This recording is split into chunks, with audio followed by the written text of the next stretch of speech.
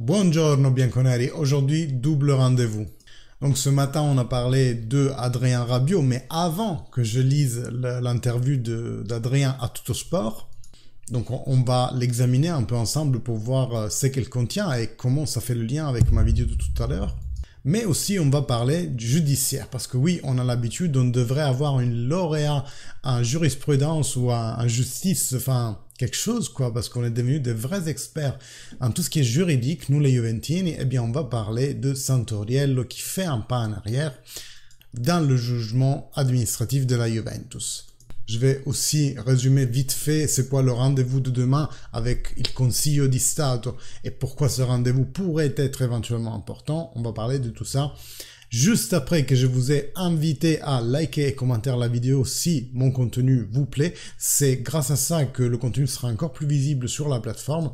Et aussi, abonnez-vous si c'est toujours pas fait. Vous activez la cloche, comme ça vous serez mis au courant de toutes les prochaines vidéos et aussi tous les prochains lives.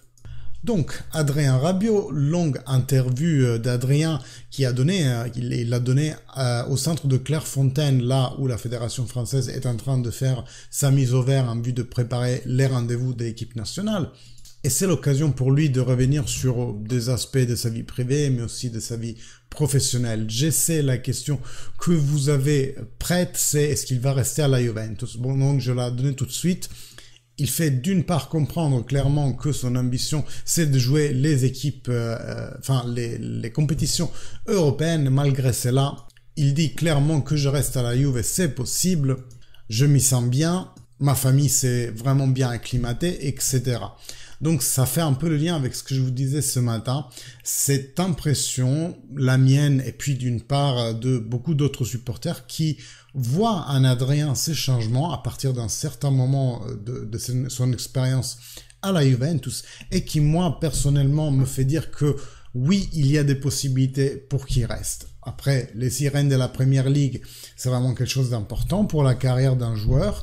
Rien ne nous assure aujourd'hui qu'il restera, surtout vu notre situation à nous, un manque de points, manque de certitude même, mis à part les points, de jouer les compétitions européennes la saison prochaine.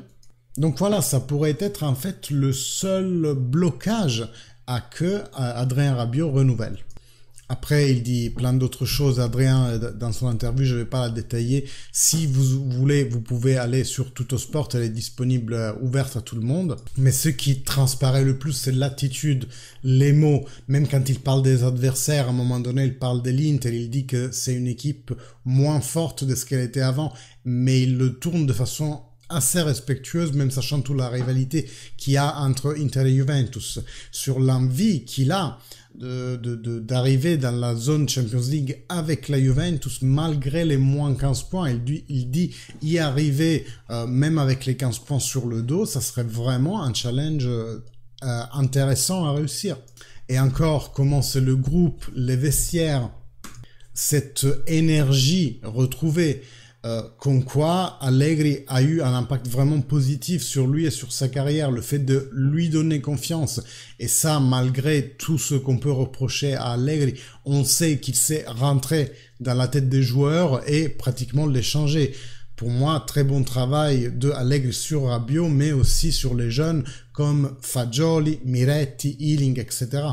Il parle un peu de sa famille, de l'importance de ce grand frère et de sa mère. Donc on comprend aussi que tout ce storytelling qu'on continue à faire, et moi le premier, en disant Rabiot ça dépend de sa maman, où est-ce qu'il ira, aujourd'hui, je mets un peu en doute ça. C'est-à-dire qu'il me semble un garçon qui veuille aussi prendre son indépendance et le fait de dire, je rendrai mieux là où je me sens bien. Ça me semble un peu ça, le discours d'Adrien aujourd'hui. Il ouvre fortement la porte au fait de rester à la Juventus, confirmation de ce qu'on se racontait ce matin. Et donc, je trouve que les parties importantes pour la Juventus seront déjà asseoir un futur stable pour ces joueurs, pour pouvoir justement commencer à parler avec un Adrien Rabiot, avec un Di Maria, avec même d'autres qui pourraient rejoindre la Juventus, parce que quand même un minimum de mercato, je pense qu'on le fera, avec la sortie de Cuadrado, de Paredes, de Bonucci, il faudra, et d'Alexandre soutenablement, il faudra intervenir quand même sur le mercato. Et voilà, donc un beau point de vue qui nous offre Adrien Rabiot sur la Juventus et sa façon de la vivre. J'ai vraiment apprécié l'article, dommage que je puisse pas, pour faute de temps, tout vous raconter, mais si vous parlez un peu italien, je vous conseille d'aller y jeter un coup d'œil. Donc, pour résumer, Adrien Rabiot, beaucoup dépendent des situations judiciaires. Et justement, le deuxième point que je voulais aborder avec vous, on apprend aujourd'hui que le juge Santoriello, vous vous en souviendrez sûrement, a décidé de se retirer du jugement de la Juventus, donc de participer avec les autres deux PM, les Publico Ministero, en fait les avocats de l'État, de participer au jugement de la Juventus. Donc il se retire. Moi, juste pour faire une blague, je dirais ça aurait dû être son père à se retirer, ça aurait été mieux pour tout le monde. Mais bon, c'est juste une blague, hein. Après, nous, on juge, et comme je le dis pour la Juventus, je le dis aussi pour les adversaires de la Juventus, on juge à partir d'une phrase. On l'a décontextualisé, certes, après on est d'accord tous que les mots qui sont dits sont les mots qui sont dits, c'est-à-dire comme PM, comme tifoso je suis pour le Napoli, comme PM je suis anti-Juventino et donc contre les vols à perpétuité, les vols à l'étalage, j'en sais rien, les vols en général. Et donc bon, la phrase est dite, hein, on peut pas l'interpréter différemment, même si extraite de son contexte. Certes, tu essayes de faire le sympa, certes, tu essayes de faire rire un peu ton auditoire, mais c'est le genre d'humour vraiment clivant, puisque nous, les Juventini, de notre côté, on se dit oui, ben alors quoi? J'ai l'impression que les Juventini, on devient un peu rabaissé vraiment au niveau sociétaire. Enfin, je sais pas si vous avez vécu ça, si vous avez des connaissances dans le milieu italien ou quoi. Mais moi, beaucoup de fois, on se chahute entre tifosi, et ben c'est toujours quand même le Juventino qui a la pire, hein, parce que les autres sont plus nombreux, les autres ont des arguments hyper fallacieux qu'il va falloir déjà connaître le fond des choses, et puis avoir un minimum d'entraînement rhétorique pour pouvoir y répondre. Donc voilà, là, la Juventus, les vols, les petits rires en sous-fond, les choses qui nous font plaisir, quoi, la vie de tous les jours. Après, il y aura un rendez-vous très important aussi demain, parce que demain, le Consiglio di Stato sera appelé à donner son avis aussi sur la carte Covisoc, mais c'est pas l'avis sur le papier lui-même qui compte, c'est plutôt l'avis que le Consiglio di Stato va donner sur cette différence de traitement entre la justice normale, ordinaire, et la justice sportive. Comme quoi, la justice sportive prend ses aises dans ses raisonnements, dans sa façon de conduire une enquête ou conduire un procès tout court.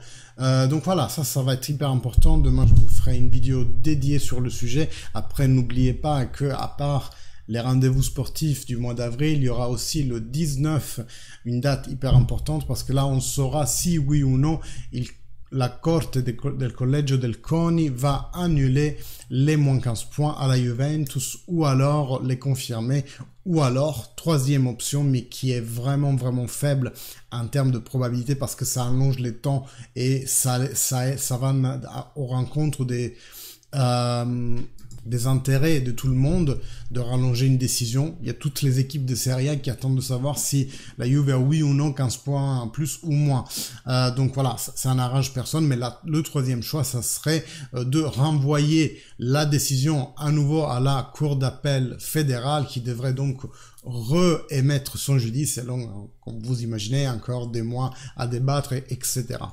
Donc voilà, plein de rendez-vous à l'avenir. C'est pour ça que je vous invite à vous abonner à la chaîne si c'est toujours pas fait. Si vous activez la cloche, vous êtes aussi mis au courant de toutes les prochaines vidéos et live. Le prochain, ça va être sûrement le retour à la Serie A avec Verona Juventus. On va le regarder ensemble. Donc abonnez-vous et puis commentez. Dites-moi ce que vous en pensez des sujets de cette vidéo. Puis petit like pour faire avancer la chaîne. Merci beaucoup et fino alla fine, Forza Juve!